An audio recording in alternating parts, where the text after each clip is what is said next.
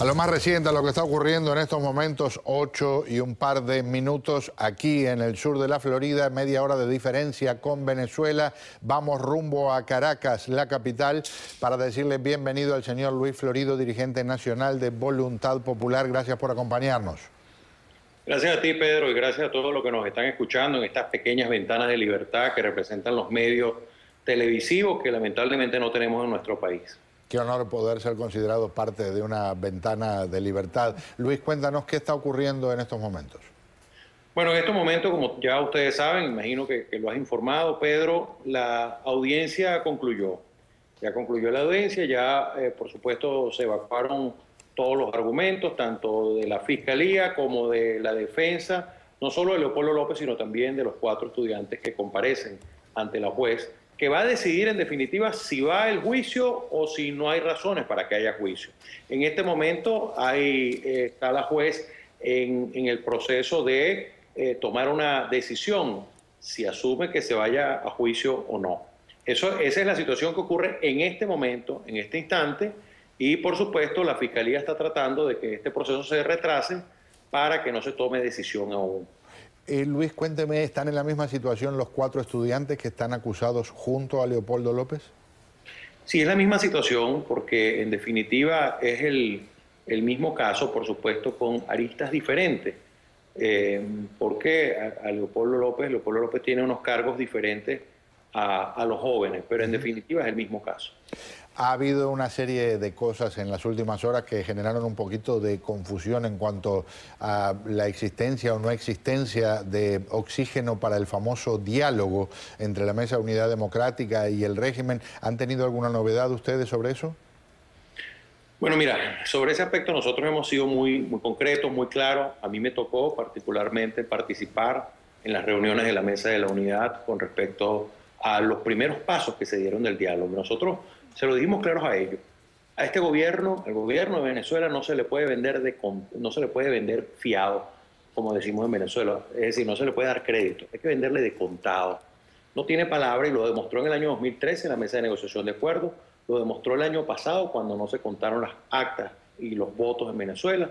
Por tanto, había que venderle de contado. Eso no ocurrió, el gobierno se ha burlado de los miembros de la Mesa de la Unidad que asistieron al diálogo. Te recuerdo, Pedro, que Voluntad Popular no asistió y algunos otros miembros de la mesa, porque consideramos que era perder el tiempo con el gobierno. Este gobierno primero tiene que haber una demostración de que va a cumplir y después ahí sí podemos dialogar. Ya. Intercalo imágenes que llegan de Venezuela y que en este caso muestran un ángulo diferente, porque esta vez el que está muy molesto con los policías del régimen dice: soy chavista.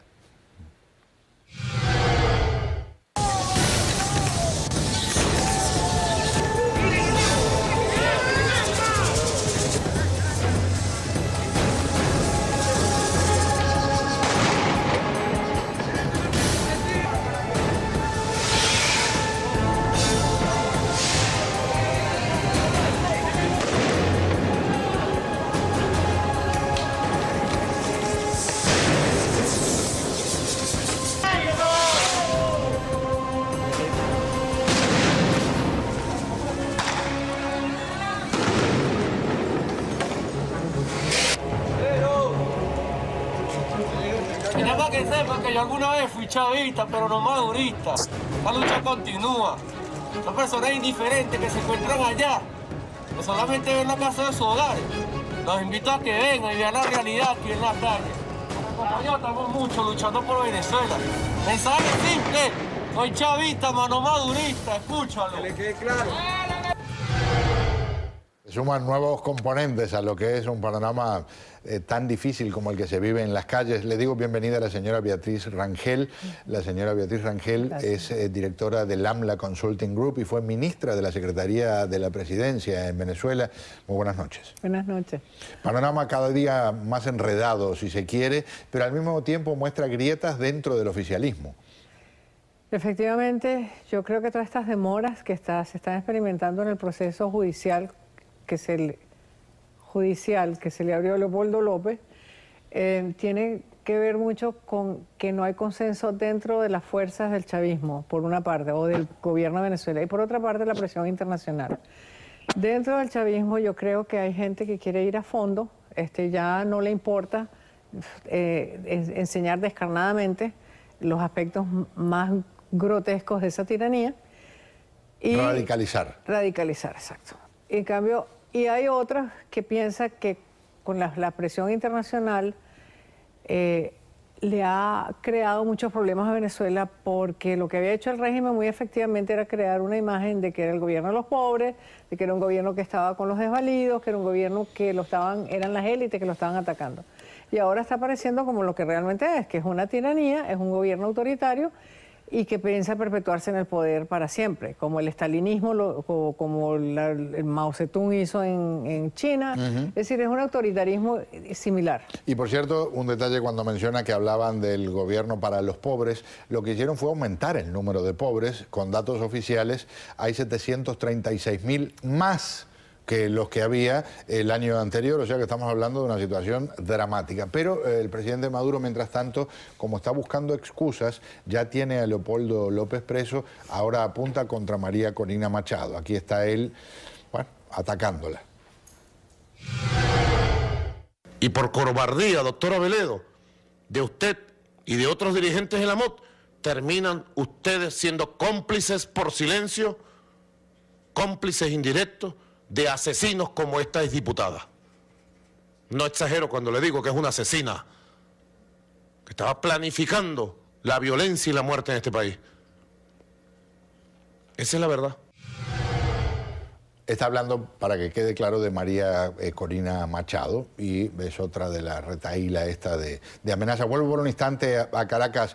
Señor Florido, ¿cuál es la estrategia de lo que se pueda revelar públicamente si la decisión es que se mantenga en prisión a Leopoldo López? Mira, yo creo que nosotros tenemos que dar un paso a la vez, no podemos adelantarnos, sobre todo, y tú sabes que en planificación estratégica las estrategias no se revelan.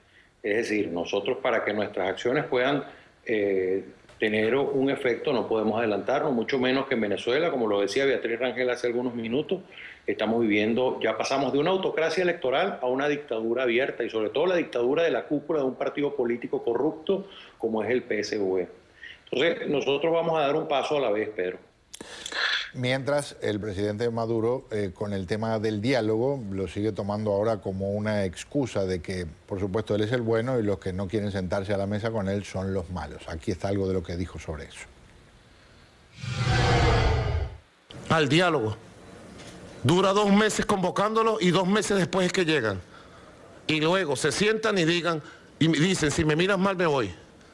Y luego se paran. La oposición se paró el diálogo. Se fue el diálogo. Acabaron con el diálogo, la oposición, la MUT acabó con el diálogo. Ahí está nuestra comisión para el diálogo. Ahí está nuestra comisión, esperando a la MUT. Espérenla, síganla esperándola. Pero no paren de trabajar, sigamos trabajando. A la MUT esperémoslos ahí en la mesa del diálogo. Si no llegan, bueno, no llegaron. Son ellos los que se la pierden. Nosotros continuamos, mira, nuestro camino, que es el camino de Chávez, el camino del futuro. Así que honor y gloria a nuestro comandante Chávez, eterno conductor de este proyecto revolucionario. Quien lo oye hablar parece un paladín de la democracia que está ofreciendo el diálogo con una pureza extraordinaria, y todos sabemos que no dio un solo paso en términos de los planteos que le hicieron los opositores que se sentaron allí. Es que no solamente eso, los mismos mediadores internacionales han dado diversas conferencias de prensa en las que han dicho que no habían condiciones para avanzar en el diálogo porque estaba muy rigidizada la posición del gobierno, y insistieron en la liberación de los presos políticos, y particularmente en el caso de Leopoldo López, que es un caso que ha llegado al mundo porque es que no se ha cumplido ni lo más simple de los derechos humanos y lo más importante dentro del sistema judicial, que es el habeas corpus. A Leopoldo le negaron hasta el habeas corpus. Entonces, ¿cómo pueden ellos pretender que ese proceso sea visto por el mundo como un proceso no viciado, como un proceso imparcial? Y desde luego, si con María Corina, si abren un proceso, va a ser similar. Y yo creo que el único objetivo que ellos están persiguiendo es silenciar 2 voces que tienen seguimiento, tienen muchísimo seguimiento en las fuerzas populares venezolanas. Y lograr mantener esta situación espantosa, donde está sufriendo el pueblo horriblemente, porque ya las colas para lograr abastecimiento del consumo familiar son de 4 y de 5 horas. Exactamente, hay gente que pasa la mayor parte del tiempo tratando de conseguir algo para preparar la comida de esa misma jornada o de resolver problemas tan elementales como de higiene. Claro. Es un desastre. El silencio que se trata de aplicar a la oposición mientras hacen sonar los cañones o, en este caso, los fusiles, las escopetas, como ven aquí.